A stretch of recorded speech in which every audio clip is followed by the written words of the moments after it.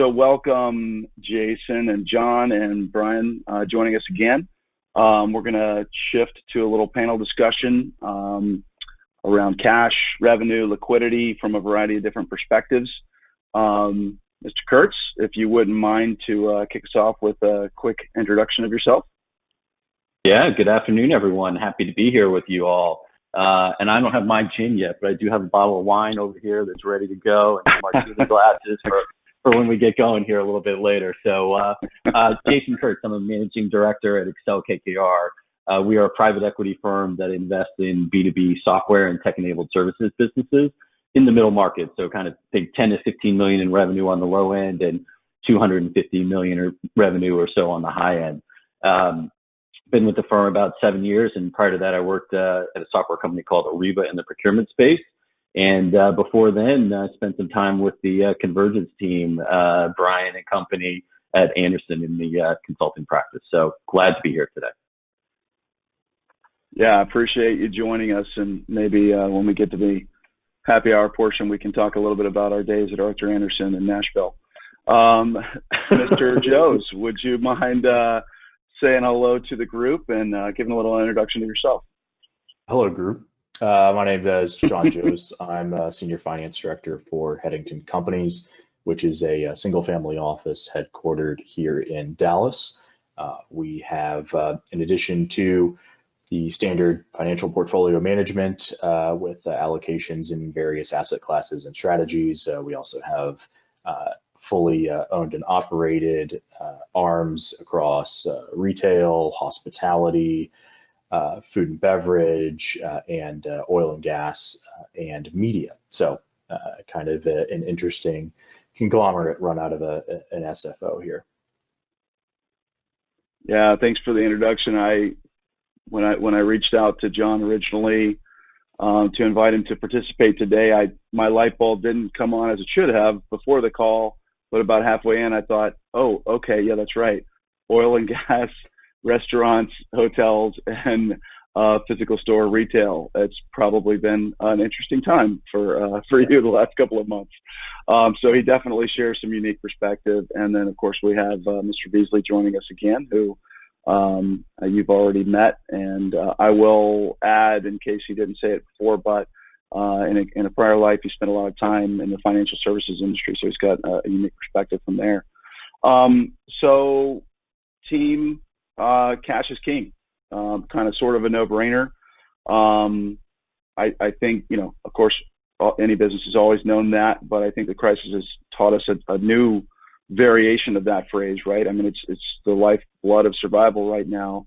So I'd love to just kind of kick off the discussion with each of your unique perspectives around what that means right now, right? So what am I doing to understand what I've got, to monitor and manage what I need to have, and just kind of start to grasp what I need to do as I'm reacting, recovering, and starting to kind of claw back out of this crisis.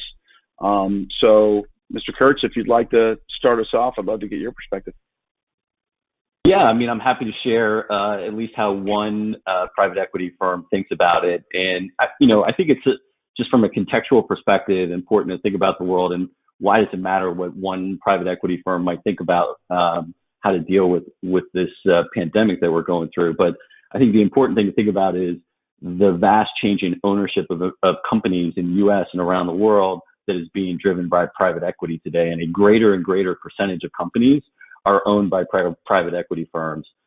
If you look back, just to give you a little context, since data is king here, I'm sure as well, besides cash, but in 2000, there were about 7,000 publicly traded companies in the U.S. Today, there's about 4,000. And if you look back in deal value of private equity transactions, buy and sell in 2000, it was about $190 billion. In 2019, it was about $1 trillion. So you just think about the magnitude of the change and the amount of companies that are owned by private equity today. It's pretty staggering. So and many of you who are in companies and clients of CCG may be owned by private equity firms as well. So how we think about it, hopefully, is at least a little bit relevant for you guys. As Brian said, cash is king. So what did that mean? What did we do when we started to see what was going on from a pandemic perspective? And really the first thing was gather data. So we were trying to get a handle from our company's perspective of what they were seeing from a bookings or new sales perspective, what they were seeing from a retention of their customers perspective, what their cash flow looks like based on collections and payables, and start to forecast that out in a much more detailed way, but also, running a series of sensitivity analysis. What if bookings are down for 20% for the next 6 months? What if it's a year? What if it's 2 years? What about retention? If it does this, if it does A or B. So a series of just sensitivity modeling to try and understand various scenarios and what the impact would be from a cash perspective and our company's ability to meet their covenants. From that analysis, we basically tiered all of our companies into red, yellow, and green and started doing a weekly analysis and kind of flash reporting across each of those metrics to try and understand how our companies were performing relative to the different scenarios that we had modeled, and kind of keeping a constant, literally weekly drumbeat of review of the cash position. Yeah, that's great perspective. And I know as we had talked kind of leading up to this, I was kind of realizing, reflecting that, most of my time is kind of spent just interacting and talking with customers, prospects, folks in the marketplace. And there's certainly been a big trend, as you just noted, of kind of that PE firm acquisition move, as well as just consolidation of different brands underneath certain conglomerates, and even organizations that almost, even if there isn't PE in play, almost feel like one because they have so many different divisions. And John, I think you've got an interesting perspective there, given kind of the varied portfolio. When these last couple of months, what are either the challenges or the ways you tackled, or what you feel like you need to have right now when it comes to the information that you've got to get daily, minute, hourly, whatever the case may be, to monitor liquidity and cash? Yeah, I mean, the most important thing that's kind of been driven home for us over the last few months has been, and I realize, as a finance guy, this hurts me a little bit to say because it doesn't involve, strict financial engineering or data metrics, what have you, is how critical your mission statement is for the group, for the company, and that everyone is on board with it and understands exactly what the language means. That you can have the same language, but you could have multiple interpretations of it. Everyone has to be in sync with what the mission statement of the organization is. For us, being involved in so many different verticals, it really kind of drove home and forced us to ask ourselves some, what might be somewhat uncomfortable questions that you have to kind of confront. Economics is the allocation of scarce resources, in this case, capital. And so it's really kind of a fundamental issue that you're faced with as an organization, is where do we allocate our scarce resources? And secondarily, where do we source that liquidity? For us as a single family office, is it asset divestitures? Is it liquidity lines that we could tap? What are the organizational assets? And again, as a single family office, a little bit of a unique situation. What are the assets of the principal? Understanding your sources of liquidity and aligning those with how you want to continue business after the crisis, and understanding exactly where you want to invest now for the future, all while simultaneously making sure that coming out of the crisis, you're going to have a liquidity war chest as well, so that you can take advantage of opportunities that you come across. So that soft, focus on corporate governance and mission statement is really, really critical, and you can't properly manage liquidity without being on board on that. Yeah, and Brian or Beasley, before we get to you, let me circle back real quick, because I kind of want to double click a little bit on the topic with both you guys. So Jason, when we talked a little about it, I think you said the phrase, really it's a data story. So what are you either having your portfolio customers do, or just seeing, just kind of breaking it down to nuts and bolts? What does everybody have to focus on? Right? Everybody, we've got to monitor our financials, but what were the gaps that got accelerated now and will need to continue to get accelerated in terms of pulling together the right information for your board, your PE, whatever the case may be, and just kind of what's the emphasis there? Yeah, I mean, I think, it really, for us, struck home, we have 50 companies in our portfolio, so everyone is in a little bit different stage of their life cycle. Some are better prepared to handle, data requests from a board, and some are not as well prepared. And so I think it just exasperated that. It became clear who could respond and be really flexible and responsive, on an hourly or daily basis, and those who took a lot longer. And the ones who aren't prepared, we're clearly going to need to make some investments in those to be able to manage going forward. And so I think it highlighted that even more so for us, and really made it probably, in some cases, having that data at your fingertips and easy to use and maneuver was a nice to have, but now it's a must have in this environment, in this world. And so I think that's kind of how we thought about it. And I think the other part of your question is just tactically, what was the data? I think for us, it's a lot about reading metrics and trying to understand what's coming, versus the financial statement tends to be a reflection of what's happened in the past over whatever period of time you're looking at it. So for us, it was much more about forward looking. So sales pipeline kind of data, retention data, collections data, and understanding what's coming and how we predict the future versus what's happened in the past.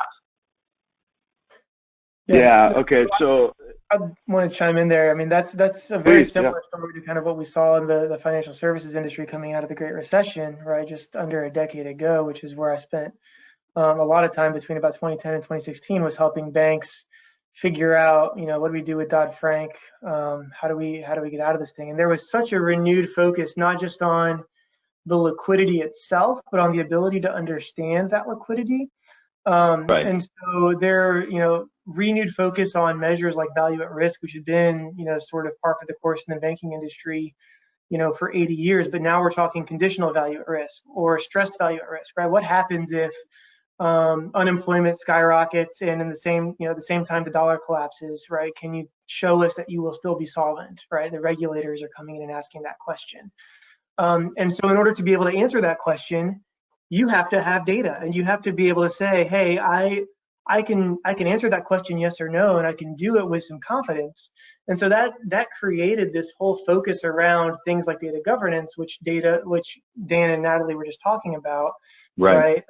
Where we need to understand the lineage of every single data element, right? That's out there, and we need to rationalize our reports and make sure we don't have things that disagree with one another. Because if we do, then we're not going to be able to say yes, we know that we can survive the next big event, right? Because we're going to have the cash on hand to do that. And Brian, I think you hit on a great point, and that's what I would call kind of sensitivity analysis, which is the ability to look at these different metrics and quickly run through different scenarios of, okay, what if, as I said, kind of bookings is down 20% for 6 months and then 50% for another year, but retention is 90% now, but it's 85% in 6 months, but 105%. And run through all these scenarios very, very quickly and still be able to say, okay, we're going to have enough cash on hand to be able to continue to run our business and meet bank covenants. That's hard for companies to do, for a lot of companies, but that's what we need right now.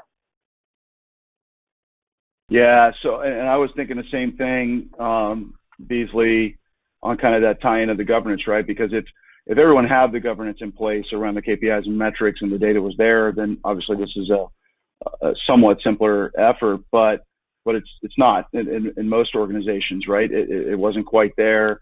So, John, assuming you're kind of keyed into this based on our discussion, whether it was what are the challenges you had of being able to collect that information and metrics and KPIs, or how, maybe the other side of that coin, how did you decide there's 30 questions need answering right now? I can only tackle 3, 4, or 5. KPIs at a time because of what I need to do to get the data. How did you kind of go about picking what you were going to do and focus on that, bringing that information together, and just kind of getting the acceleration of that financial performance information to your stakeholders? Yeah, I mean, it really required us to work with the managers at the different operational silos and work together to identify the critical KPIs. I think a lot of us who are data informed and like playing with the data, of which I'm very, very guilty. I like playing around with it as much as I can and trying to find interesting insights. But at a time when you have to make decisions within not even days but hours, timing becomes critical, and it's not a luxury that you have in the midst of the crisis. So it really forced us to, okay, what are the top 2, maybe 3 metrics? And going back to the sensitivity analysis here we're talking about, that's something that we certainly pulled together while we were kind of in the midst of managing this, was for the hotel, for the retail, spread across multiple states, for food and beverage, for oil and gas, certainly. Put together these half dozen different scenarios, and then combine them all at the family office level, and understanding what that does to our total liquidity, our total balance sheet. And you can't do that and try and do a full, blown out model, right? Like you normally might do in normal times. So really agreeing with your operators and agreeing with your board or your principal, whoever it might be, on these are the critical things we need to focus on, and then spend your time there. Spend your time on those to get the greatest return.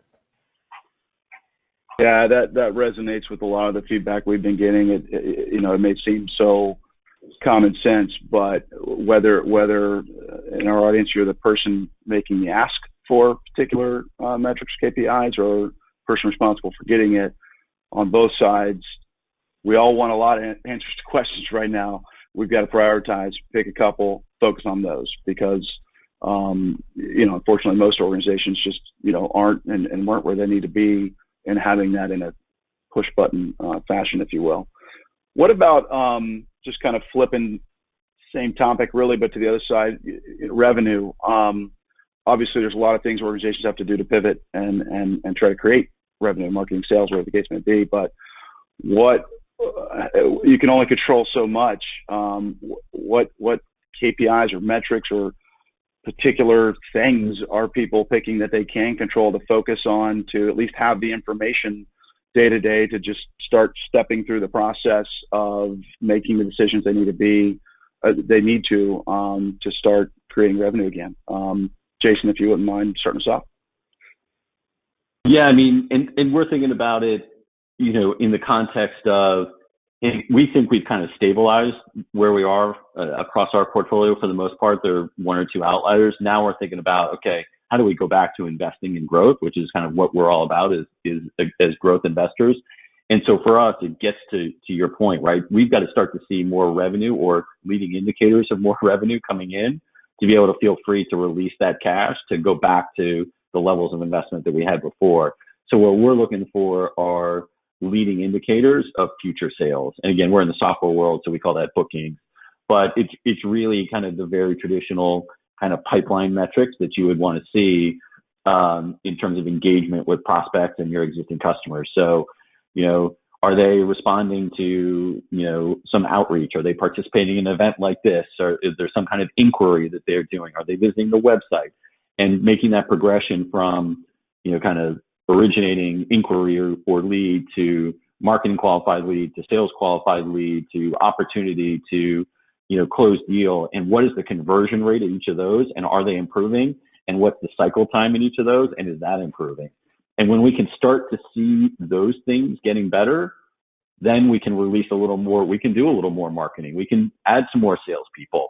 But we also want to do it, I would say very carefully and look at it by product or product family and by customer segment.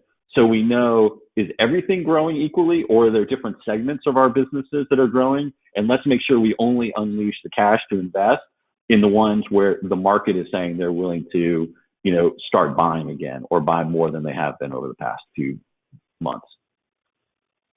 Yeah, that resonates. And John, I wonder, you probably have a unique perspective there. I mean, have you guys been more focused on looking at your retail divisions and monitoring the information of where you do expect, or it's already happening, the revenue coming, or maybe kind of before that and making decisions about where are we going to decide to try to go after getting the revenue back, given kind of the magnitude of the situation?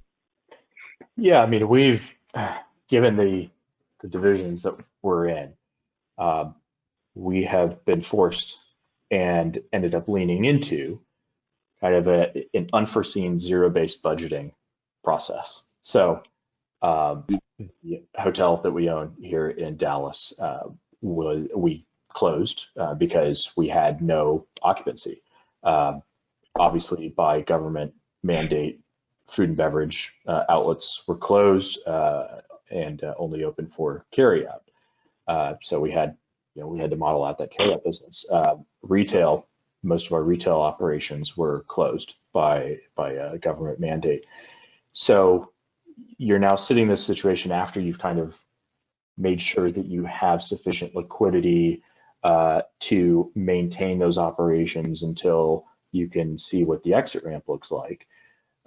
You are now in this planning process of, this gives you a very good reason to be very stringent about where to invest that capital, and like Jason said, making sure that you're seeing that momentum, right? So it really kind of gives you a blank slate to say, well, we're totally shut down across all of our operations, including oil and gas. We shut in, I think, 99% of our production because of pricing. Where do we invest the capital for well completion, or investing in new inventory, seasonal merchandise for retail, or in reopening the hotel with new procedures? Leaning into that has kind of been very freeing, really. And it's been kind of liberating for us to engage in that process and say, let's be pretty stringent about this, and make sure we have a clear exit ramp for these operations, and only invest in those particular areas. Yeah, I have to say, Chris Derringer was talking earlier about, in some organizations, this created that great acceleration. I think that's happened broadly in a lot of ways, but more in pockets of certain organizations. But more often than not, the common theme I heard was kind of similar to what you're saying, right? Which was just, now we had this time and opportunity, whether we like it or not, to make some decisions that we needed to do. And a lot of the analysis was there, right? Like making some of those hard calls. So we only have a minute or two left. Brian, I don't know if you want to weigh in on kind of this topic or kind of any parting comments, and then I'll ask Jason and John as well, just, kind of, lightning round, any advice they'd give to the audience from any perspective. Go ahead, Brian. Yeah, I think it comes back down to sort of that ability to adapt with massive quantities of information. I think the way that most decisions are typically made is, we make the assumption that history will repeat itself. And right now it seems like that assumption is in some level sort of out the window.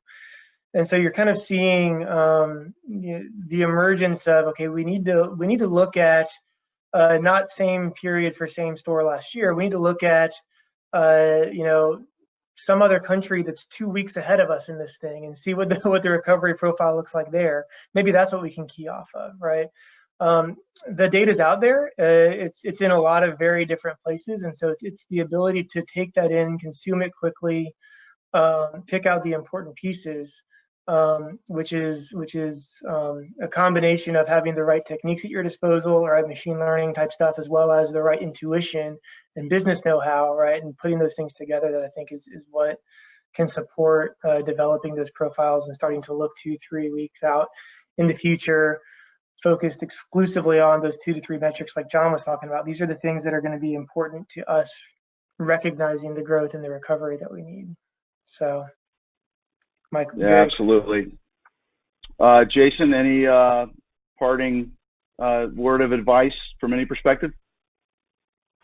I don't know words of advice. I mean, I just think, we're really focused on, like I talked about, the leading indicators and trying to read the tea leaves. And to Brian's point, we're looking for data anywhere and everywhere we can find it. And I think, to his point, where, people can even figure out what the right new data sources are, add a lot of value right now, because we're looking around. We're looking everywhere, and we're fortunate. We've got 50 companies, as I said, in our portfolio. They are all B2B software companies, but they serve different verticals. They're in different regions around the world.